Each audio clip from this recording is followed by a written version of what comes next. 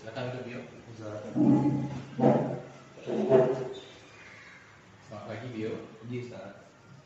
Apakah kamu tahu kenapa Ustaz panggil ke ruangan ini? Tidak Ustaz, kenapa ya Ustaz? Nah, jadi tadi setelah Ustaz selesai di kelas kamu, salah satu teman kamu tadi melapor kepada Ustaz bahwasanya kamu mencontek PR-nya. Apakah itu benar? Iya Ustaz. Nah, lalu kenapa kamu mencontek PR teman kamu? Saya lupa mengajarkannya waktu di rumah Ustaz. Ya, setiap orang memang memiliki sifat lupa. Bahkan tidak hanya siswa, guru pun juga sering mengalami yang namanya lupa. Nah, lalu menurut kamu keyakinan kelas apa yang perlu kita tingkatkan? Menghargai diri sendiri dan bertanggung jawab ya Ustaz. Ya, Ustaz setuju.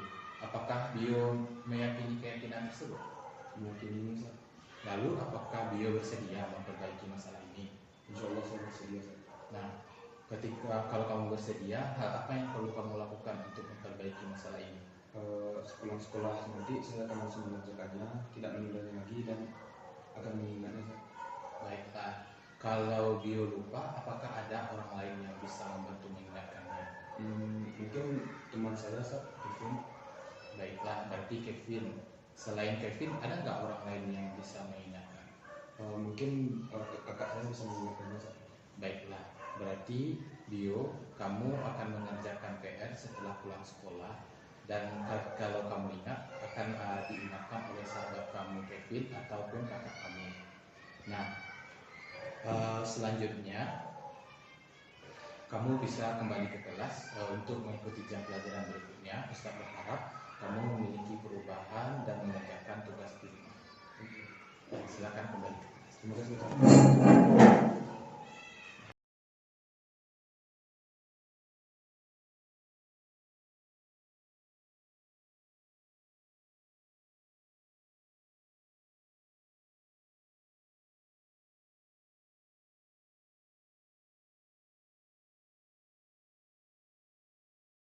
Melalui penanaman budaya positif, kita wujudkan pendidikan yang berpihak pada murid. Di mana ini merupakan salah satu materi yang saya dapatkan ketika mengikuti pendidikan guru bendera angkatan ke-6 ini. Hal ini mungkin bisa menambah wawasan kita sehingga kita bisa nanti melayani siswa kita dengan baik dan menciptakan lingkungan belajar yang nyaman.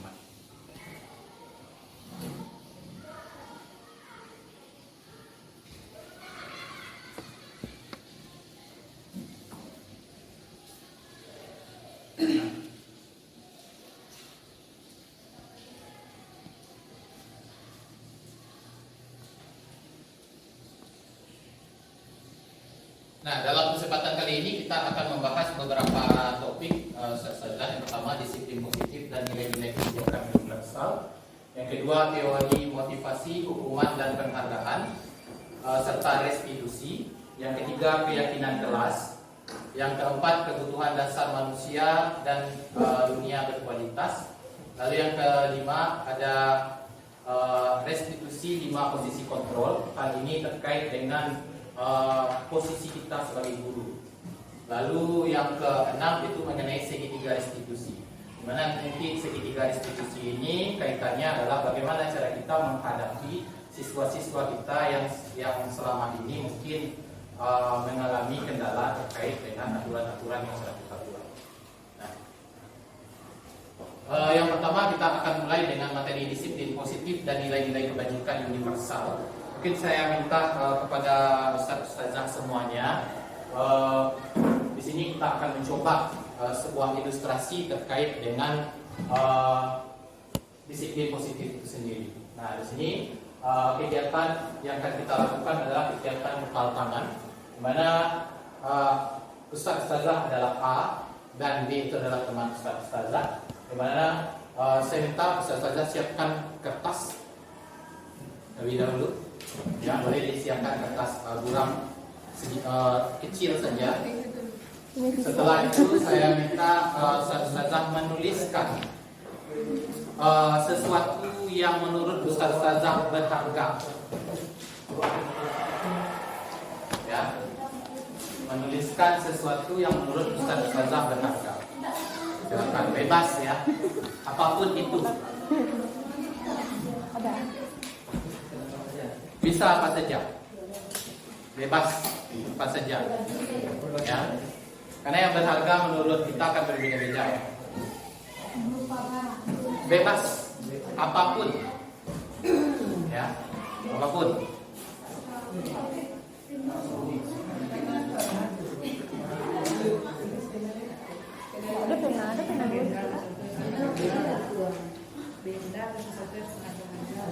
Ya, apapun itu.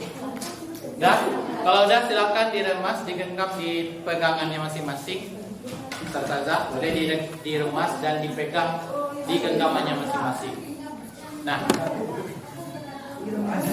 ya, diremas dan digenggam masing-masing.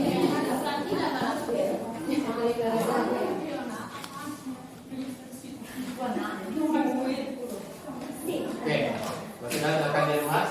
Nah, sekarang apapun yang Ustazah buat dalam kertas tersebut dan sudah Ustazah genggam, seandainya nanti saya datang sebagai teman memintanya dengan baik-baik, ya, apakah Ustazah mau memberikannya? Kira-kira Ustaz? Ya, kalau saya minta baik mau berikan kepada saya. Nah, ya, sesuatu yang berharga tadi ini ya, yang udah Ustazah pegang teguh ini ya. Ya kan, jadi nggak ada paksaan. Kalau saya minta baik-baik, Ustazah mau nggak? Tidak.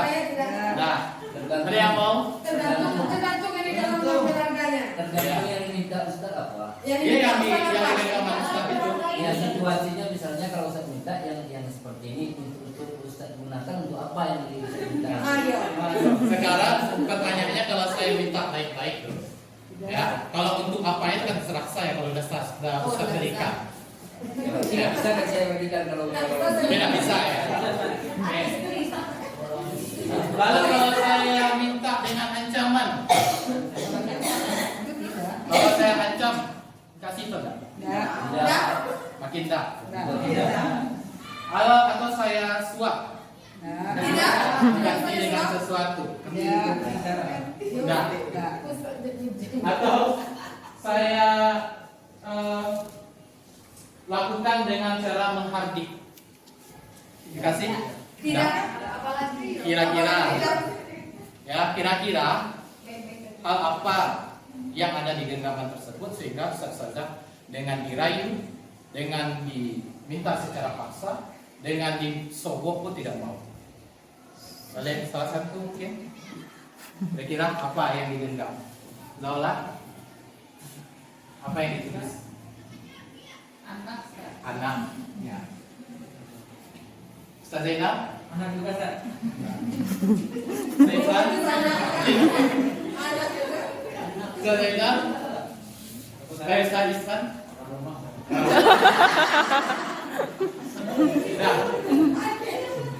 Ya, sehingga apa yang terjadi? Nah, di sini kita belajar mengenai posisi kontrol, ya. Sehingga kita sebagai guru, teman-teman, ustazah, dengan cara apapun, ya, kita melakukannya. Kalau siswa kita tersebut sudah berpegang teguh dengan pendiriannya, dengan tegaknya, kita pun juga sulit untuk mengintervensi. Ya, begitu juga dengan siswa kita. Nah, lalu apa yang perlu kita lakukan? Yang perlu kita lakukan adalah membangun tadi budaya positif. Nah, kita lihat yang pertama, perubahan paradigma teori kontrol atau teori pilihan ilustrasi kontrol. Nah, selama ini kita semuanya melakukan posisi kontrol lebih kepada mendominasi terhadap siswa kita. Nah, apakah yang sudah kita lakukan itu sudah baik atau belum? Nah, itu yang akan kita kaji pada hari ini. Nah, kita lihat yang pertama, ilustrasi guru mengontrol murid. Nah, apa contohnya? Kita berikan aturan-aturan yang dimana mereka harus mengikuti aturan yang sudah kita buat. Nah, tetapi apakah kita sudah bertanya, apakah aturan yang kita buat itu sudah memenuhi kebutuhan siswa kita atau belum? Nah, jadi di sini perlu kita lakukan ilustrasi. Misal, siswa kita mau diatur karena dia sudah menyerahkan kontrol itu pada gurunya. Ya, tetapi kita belum bertanya apakah siswa kita sebenarnya mau dikontrol atau tidak. Nah, ini. Yang kedua, ilustrasi bahwa kritik dan membuat orang merasa bersalah dapat menguatkan karakter. Mungkin ada di antara kita ustazah yang melakukan hal ini. Contohnya apa ini membuat rasa bersalah? Misal saya anak dan BPR, tolong anak BPR demi Ustaz, ya. Atau Ustaz Zahita, tolonglah di kerajaan, mereka kena tegur ibu di sekolah, ya. Sehingga anak kita itu kalau dia tidak mengerjakan, itu ketika si guru kena tegur di sekolah, itu sebabnya karena dia. Nah, dampaknya nanti seperti itu. Sehingga nanti dia merasa sebagai orang yang menyebabkan sebuah kekacauan. Nah, lalu ilustrasi bahwa semua penguatan positif efektif dan bermanfaat. Nah, apakah semua penguatan positif itu bermanfaat? Belum tentu juga. Nanti kita akan bahas satu tema, yaitu menghukum anak dengan penghargaan. Nyata penghargaan itu pun belum tentu baik. Ya, terserah. Terakhir ada ilustrasi bahwa orang dewasa memiliki hak untuk memaksa. Nah, ini yang paling sering kita lakukan saja. Ya, kita memaksa sebagai seorang yang dewasa. Tidak hanya pada siswa kita, mungkin sama juga di rumah masing-masing.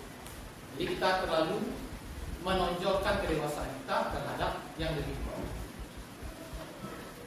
Nah, di sini perubahan paradigma teori kontrol, di mana di sini siapa sesungguhnya sisi anak kita. Nah, sekarang kalau di kelas saya sudah sampaikan berulang kali sama siswa. Sebagai guru ekonomi, Ustaz tidak akan memaksa kalian menjadi ahli ekonomi, karena kamu memiliki minat yang berbeda-beda. Tetapi sudah menjadi tanggung jawab Ustaz sebagai guru ekonomi mengantarkan kamu mampu memahami apa itu ekonomi. Ahli ekonomi dan mampu ekonomi itu berbeda saja. Ahli artinya dia bermahir. Berarti kita menyamakan posisi kita dengan posisi dia. Kalau mampu, dia setidaknya mencapai tujuan pembelajaran itu sudah selesai. Nah, yang kedua, berperilaku buruk dilihat sebagai suatu kesalahan. Ya, sementara semua perilaku itu memiliki tujuan. Mungkin dia berperilaku buruk ingin mendapatkan perhatian kita. Ternyata di rumah dia tidak mendapatkan perhatian. Atau karena dia itu datang terlambat, mungkin karena dia membantu orang tuanya tadi malam, sehingga dia terlambat bangun pagi sehingga dia terlambat datang ke sekolah. Nah, di sini kita mungkin lupa menggali hal tersebut. Lalu Selanjutnya orang lain bisa mengontrol saya. Kita akan mengubah cara pandang kita, yaitu hanya Anda yang bisa mengontrol diri Anda sendiri. Sehingga kita sebagai guru nanti bagaimana caranya tidak kita yang menegakkan aturan, tetapi siswa tersebut menegakkan aturan atas keinginan.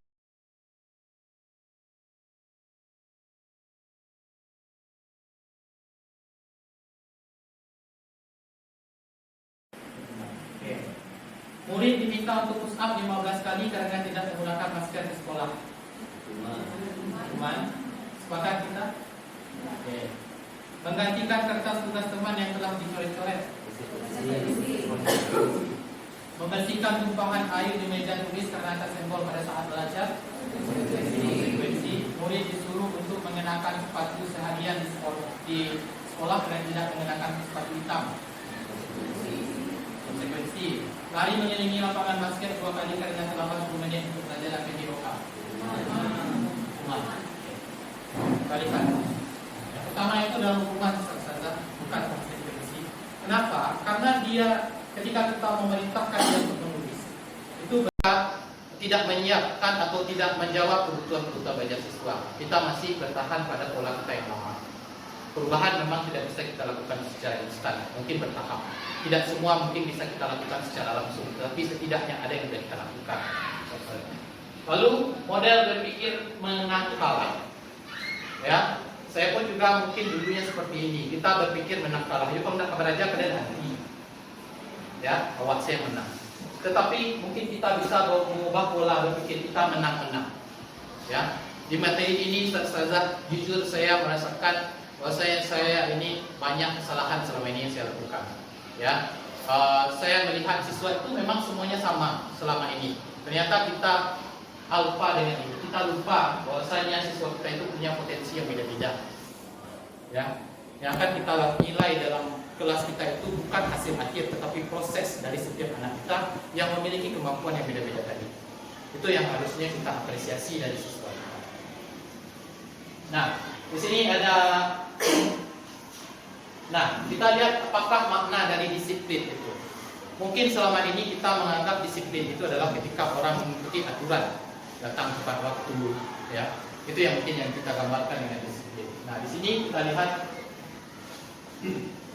disiplin itu yaitu membuat orang menggali potensi menuju sebuah tujuan apa yang dia hargai. Namun dalam budaya kita makna kata disiplin telah berubah menjadi sesuatu yang dilakukan seorang pada orang lain untuk mendapatkan kepatuhan.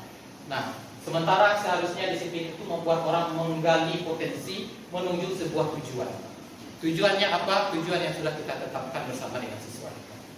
Nah, mungkin ini yang sama-sama mungkin kita semua selama ini berpandangan disiplin itu bagaimana caranya siswa kita ikut dengan aturan yang sudah kita buat, bagaimana kita bisa mengontrol siswa kita. Nah, sementara kita lupa mungkin dengan tujuan. Nah, selanjutnya nilai-nilai kebajikan universal. Nah, di sini menurut yang disampaikan oleh William Blaser, nah di sini nilai-nilai yang akan kita capai itu sesuai dengan kurikulum yang kita terapkan hari ini di kelas 10, yaitu profil pelajar Pancasila. Di mana kita meminta siswa kita untuk beriman bertakwa kepada Tuhan Yang Maha Esa. Ada nilai kemandirian, bernala kritis, berkebinekaan global, berprogram dan kreatif. Nah, arah muara dari ini adalah pembentukan pelajar Pancasila. Nah, kita lihat teori motivasi hukuman dan penghargaan serta restitusi.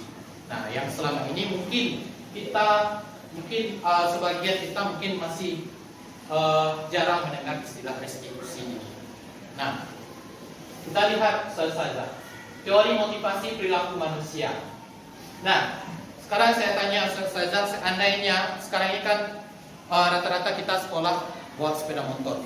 Ustazah, kita semuanya tahu, ya, kita semuanya paham ada aturan yang mengatakan pengendara sepeda motor wajib menggunakan helm.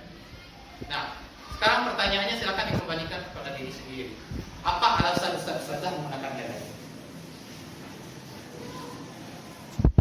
Nah, kira-kira apa?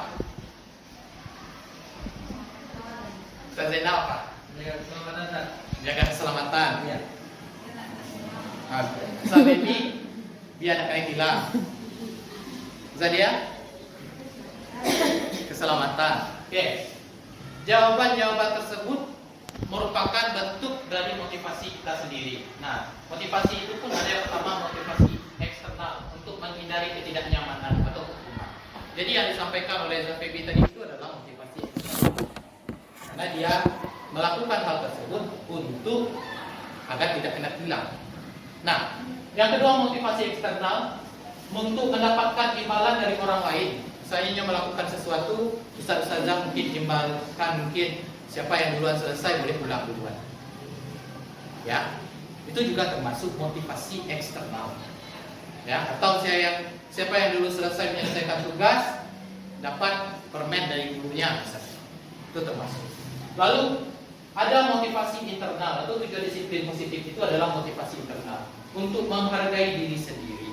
Tadi yang disampaikan mungkin oleh Ustaz Zainal Zahria, beliau menggunakan helm untuk menjaga keselamatan. Artinya motivasi beliau untuk menggunakan helm itu agar menghargai dirinya sendiri. Nah, ini yang akan kita pupuk dari siswa kita. Sehingga apa? Ketika dia misalnya lupa atau terlambat mengerjakan tugas, kita tanya dulu, apa penyebabnya? Apa yang bisa dia lakukan perubahan setelah itu? Sehingga memunculkan nilai-nilai positif pada diri siswa yang dapat kita gali bersama-sama. Dan nanti kita wujudkan dalam yang namanya nanti keyakinan kelas. Ya, Ustazah ya. Nah, sehingga nanti ke depan kalau kita sudah mampu mewujudkan atau menggali motivasi internal ini, siswa kita dengan sendirinya nanti bisa disiplin itu karena keinginan untuk menghargai dirinya sendiri. Nah, bukan karena aturan yang sudah kita buat di sekolah atau di kelas kita masing-masing.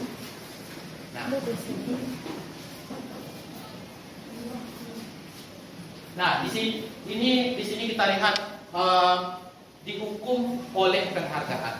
Nah, jadi untuk kita semuanya, teman-teman, ustazah yang sering memberikan penghargaan, sering memberikan hadiah, apakah selama itu nilainya positif? Belum tentu. Di sini kita lihat, ya, bahwa penghargaan berlaku sama dengan hukuman, ustazah. Tetapi hal ini dalam bentuk yang berbeda. Ternyata penghargaan itu adalah hukuman bentuk yang berbeda. Nah, dalam arti meminta atau membujuk seseorang melakukan sesuatu untuk memenuhi suatu tujuan tertentu dari orang yang meminta membujuk. Kan kita memberi penghargaan agar siswa mau melakukan apa yang kita inginkan. Ya kan? Kita memberikan penghargaan karena mungkin kita ragu dengan kemampuan siswa kita. Ya, wujud. Sehingga apa dampaknya? Yang pertama, penghargaan itu pengaruh jangka pendek dan jangka panjang. Jangka pendeknya siswa kita tergantung dengan penghargaan. Ya, mungkin kita berikan misal penghargaan siapa yang selesai tugasnya cepat, Ustaz kasih kue. Tunggu bisa. Siapa yang selesai? Ada kuenya, Ustaz. Ya, itu jangka pendek. Sehingga yang memacu mereka belajar itu bukan keinginannya untuk belajar, tetapi penghargaan yang dia kejar. Yang kedua, penghargaan itu menghukum. Siapa yang dihukum? Yang dihukum nanti adalah pertama, siswa itu sendiri. Ketika dia tidak mampu mengejar target, dia akan menghukum dirinya sendiri. Lalu siswa yang lain, ya, si A aja yang juara satu tidak bisa, apalagi saya. Ya. Jadi dia mengakibatkan dampaknya terhadap teman. Lalu penghargaan mengurangi ketepatan. Yang dia kejar hanyalah target yang sudah kita tetapkan. Tapi apakah tepat? Belum tentu. Ya, penghargaan tadi yang dia kejar. Lalu penghargaan itu tidak efektif. Di mana tidak efektif tadi itu? Ya, yang dia kejar hanyalah penghargaannya, bukan proses pembelajarannya. Sehingga apa? Materi yang kita sampaikan itu bertahannya di kepalanya itu juga sebentar. Karena yang dia kejar bukan materi, tetapi penghargaan. Lalu penghargaan merusak hubungan. Hubungan siapa? Antara dia dengan sama dia. Ya, ketika kita berikan kuis, pasti Ustaz kuis. Pasti Ustaz itu sama siswa itu. Sehingga yang lain, sehingga dia merusak hubungan antara siswa itu dengan siswa yang lainnya. Nah, selanjutnya dihukum oleh penghargaan menurunkan kualitas. Kualitas siapa? Kualitas siswa kita tadi itu. Sesuai yang saya sampaikan tadi, bahwasanya ketika kita memberikan penghargaan, yang dia tuju itu bukan materi, esensi materi yang kita sampaikan, tetapi penghargaannya itu. Lalu penghargaan mematikan kreativitas. Sehingga ketika kita menentukan suatu tugas misalnya atau suatu kegiatan, dia itu tidak bisa mengeksplor diri dia sendiri, sehingga dia terpacu dengan apa yang sudah kita tetapkan. Ya, dia nggak bisa mengeksplor yang lain. Kenapa? Karena dia harus berpacu, dia berharap mendapatkan penghargaan.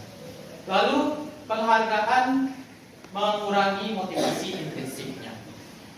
Ya, motivasi dari dalam dirinya itu pun berkurang karena kita terlalu memberikan penghargaan. Jadi yang ada di kepala siswa kita itu saja penghargaan, dan penghargaan. Mungkin selama ini kita beranggapan pemberian penghargaan ini mungkin sesuatu yang paling baik yang bisa kita lakukan sehingga bisa menarik motivasinya. Tetapi dampak dari hal itu kita tidak lihat siswa lainnya. Kita tidak lihat dari kualitas dari yang dibuat oleh siswa kita.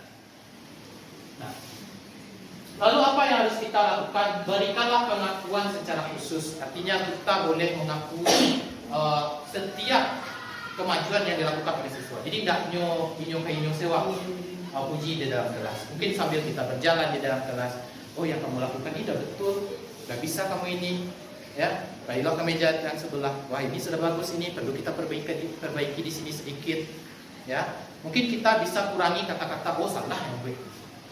Itu bisa kita kurangi. Tapi oh ini sedikit lagi betul. Jalan yang sudah kamu buat ini sudah betul, tapi perlu kita perbaiki di sebelah sini. Nah mungkin mengganti kalimat-kalimat tersebut menumbuhkan kepercayaan diri siswa kita. Banding kita katakan ini salah, yang gue kok. Dari tadi Ustaz menerangkan. Oke Ustaz ya. Lalu berikan pengakuan secara pribadi. Ya, meskipun progres yang setiap anak itu berbeda-beda, kita akui dia pribadi. Ya, kalau gitu banyak sekali lah yang kerjakan kita dalam kelas kita. Kan tidak setiap pertemuan juga kita harus akui. Lalu berikan pengakuan kepada semua murid secara bergantian. Jangan itu aja orangnya. Sehingga apa? Dengan kita mendatangi siswa kita secara individu, dia merasa diperhatikan. Dia merasa bagian dari kita, bagian dari kelas kita. Lalu berikan pengakuan secara konsisten, ya, tak sekali saja, ya, berulang. Lalu fokus pada proses. Nah, kita lihat di sini contoh pengakuan atau apresiasi kebajikan. Nah, di sini misalnya kemarin saya memperhatikan. Nah, nilai kebajikannya apa? Kita memiliki empati. Jadi sesuatu yang sesuai dengan keinginan kita, maka akan menyebabkan kekecewaan terhadap diri kita. Dan semua mungkin merasakan hal itu. Nah, begitu juga dengan siswa. Ketika sekali mungkin kita tidak membelanya, maka dia akan merasa ternyata guru tersebut, ustaz tersebut atau ustazah tersebut bukan teman yang baik. Nah, jadi mungkin bisa kita refleksikan bersama-sama. Nah,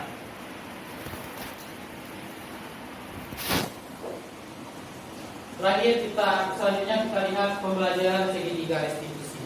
Segitiga restitusi ini kita gunakan dalam rangka menangani atau menyelesaikan masalah-masalah terhadap siswa kita. Ya. Nah, yang perlu kita lakukan dalam restitusi adalah ada namanya yang pertama menstabilkan identitas. Nah, apa yang dimaksud dengan menstabilkan identitas? Ya, kita mungkin dalam mengali suatu masalah siswa, apakah dia terlambat atau dia ketahuan mencontek, ya, kita stabilkan dulu. Atau ada siswa kita yang berkelahi, kita stabilkan dulu. Bagaimana caranya? Kita carikan dulu, kita samakan dulu posisi kita dengan dia. Mungkin dia mencontek, ya kan? Kita sampaikan, kenapa kamu mencontek? Karena saya mungkin belum belajar tadi malam, karena saya lupa, misalnya ya. Lalu kita menstabilkannya apa? Nah, sifat lupa itu memang ada pada setiap manusia. Tidak ada manusia yang luput dengan yang namanya lupa. Sehingga dengan hal tersebut siswa kita mulai nyaman dengan kita ya, mulai berkomunikasinya baik sehingga posisinya sudah stabil. Setelah stabil baru kita validasi kebutuhan. Nah, lalu kita tanyakan alasannya, ya, kenapa dia melakukan hal tersebut. Lalu kita tanyakan, adakah cara yang lebih efektif agar dia kemudian hari tidak melakukan kesalahan yang sama. Terakhir nanti kita akan lakukan menanyakan keyakinannya, ya, apa yang menjadi keyakinan dia dalam rangka menanggulangi masalah tadi. Ya, kita ingat tadi yang dilakukan oleh guru yang memposisikan dirinya sebagai manajer. Ya, ketika menangani siswa yang terlambat, dia lakukan penstabilan identitas. Dia tanya kenapa dia terlambat. Ya, setelah itu dia tanyakan lagi, adakah cara yang efektif agar dia tidak terlambat? Jadi dia tanyakan, ya, maka nanti saya akan pasang alarm, saya minta bantuan ibu saya dan saya akan meminta bantuan kakak saya.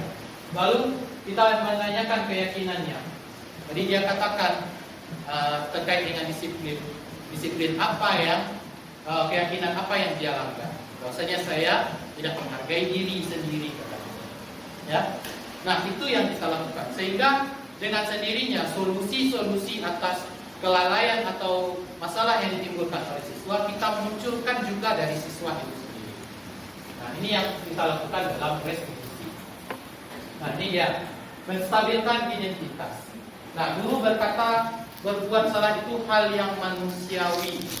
Tidak ada siswa atau tidak ada satu orang pun yang tidak pernah melakukan kesalahan. Nah, lalu tidak ada manusia yang sempurna. Bapak Ibu juga buat salah. Ketika pasti bisa menyelesaikan permasalahan ini, Bapak Ibu tidak tertarik untuk mencari tahu siapa yang benar atau siapa yang salah. Dan Bapak Ibu lebih tertarik untuk menyelesaikan masalahnya.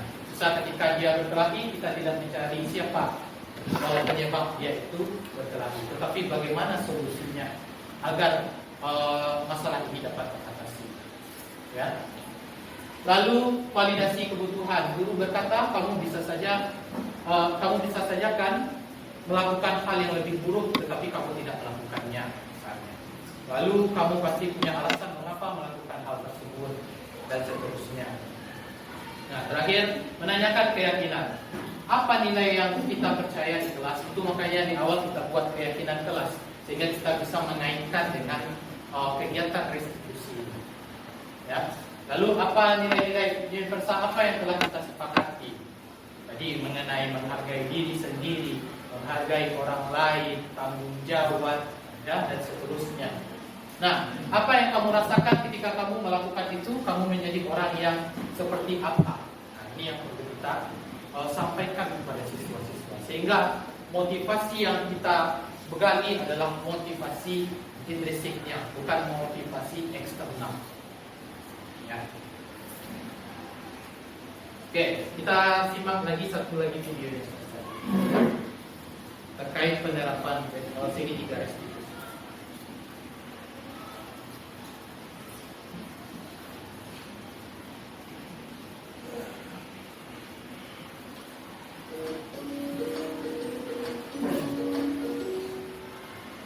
Salam berbahagia, Ibu dan Bapak Guru hebat.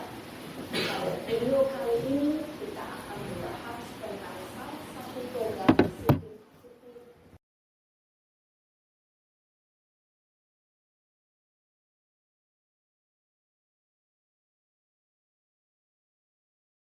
tentang tipe guru yang 5 tadi. Ya, bahwa sisi kontrol. Ada yang Manajer, yang manajer, hukum, yang nomor 4-nya pemantau. pemantau.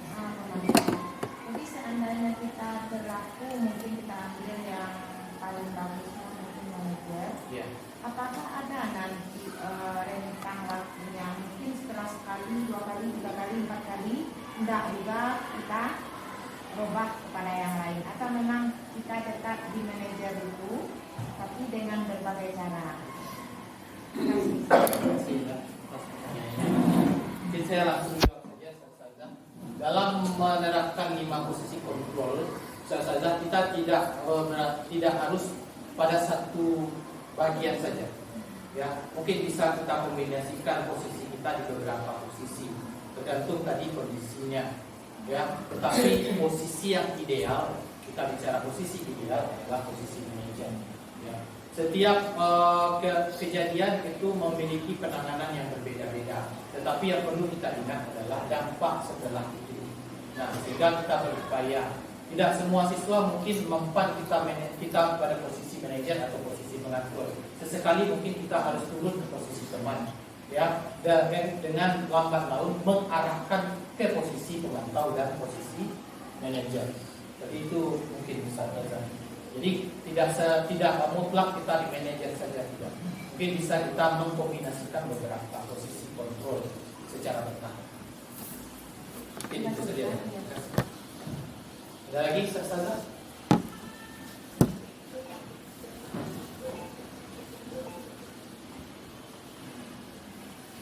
Ada lagi? Oke. Mungkin itu saja yang bisa saya imbaskan pada kesempatan kali ini. Mudah-mudahan bisa menjadi bahan refleksi dan bermanfaat bagi kita semua, sehingga kita bisa menyajikan atau menyediakan lingkungan pembelajaran yang nyaman dan membuat siswa dan bisa melayani siswa kita sesuai dengan program alam dan program zaman siswa kita pada sekarang ini. Atas perhatian Ustazah saya ucapkan terima kasih. Alhamdulillah yang baiknya, dan atas kesalahan yang saya buat selama presentasi ini saya mohon maaf. Saya sudahi dengan Assalamualaikum warahmatullahi wabarakatuh. Waalaikumsalam warahmatullahi wabarakatuh. Bismillahirrahmanirrahim. Assalamualaikum warahmatullahi wabarakatuh. Saya adalah Kepala Sekolah SMA Islam Al-Islah Bukit Tinggi. Dalam hal ini saya akan memberikan testimoni saya berkenaan dengan in-house training yang telah dilaksanakan oleh salah seorang guru penggerak SMA Islam Al-Islah, yaitu Ustadz Zulfikar SPD GR, yang berjudul Materi Budaya Positif di Sekolah. Kegiatan tersebut saya rasakan sangat bermanfaat bagi guru-guru saya yang belum termasuk kepada calon guru penggerak, karena mereka bisa menimba ilmu yang boleh dikatakan belum pernah didapatkan dari pelatihan-pelatihan sebelumnya. Dan hal ini merupakan materi yang baru bagi kami di sekolah dan sangat berharga. Insya Allah kegiatan ini akan kami terapkan di sekolah dalam rangka mencapai pendidikan, mengantarkan siswa ke arah yang lebih baik lagi. Sekian testimoni dari saya. Assalamualaikum warahmatullahi wabarakatuh. Assalamualaikum warahmatullahi wabarakatuh. Perkenalkan, nama saya Lila Arifin. Saya merupakan guru TK di Islam Al-Islah ini dan merupakan rekan dari Ustaz Zulfikar. Jadi setelah saya mengikuti kegiatan in-house training yang saya akan positif tadi, banyak ilmu yang dapat saya ambil dari hasil tersebut. Salah satunya adalah bagaimana cara kita untuk menyeimbangkan potensi siswa, bagaimana cara kita untuk menyeimbangkan diri kita agar kita lebih mengerti dengan siswa. Jadi untuk kedepannya saya pun berharap teman-teman yang mengikuti kegiatan tersebut bisa mempraktekkan langsung pada siswa bagaimana seharusnya seorang guru dan seorang siswa itu saling bekerja sama di dalam dunia pendidikan. Demikian yang dapat saya sampaikan. Wabillahi taufiq wal hidayah. Assalamualaikum warahmatullahi wabarakatuh. Assalamualaikum warahmatullahi wabarakatuh. Perkenalkan, nama saya Rita Sari SPD, guru mata pelajaran sosiologi di SMA Islam Al-Islah Bukit Tinggi.